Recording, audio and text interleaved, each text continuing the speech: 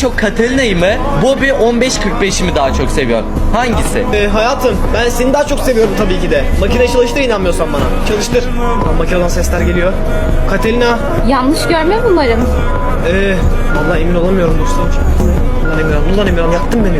Ben Catalina'yı daha çok seviyorum tabii ama Bobby'yi de çok seviyorum yani.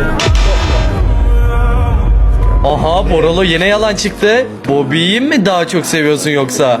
Yok Catalina. Yanlış mı? Bence makine yanlış. Ben seni daha çok seviyorum hayatım. Bobby'yi niye daha çok seveyim ya? Böyle bir şey olabilir mi? Makine gayet de doğru. Ama sen yanlışmışsın.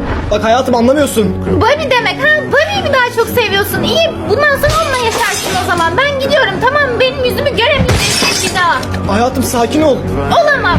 Bobby diyor bana ya. Bobby evet ama Bobby ben sizi de çok seviyorum. İkinizi de seviyorum. Hayır, sen benimle evlisin. Saçmalama ya. Ama ben Hayır, alışamıyorum. açıklama istemiyorum.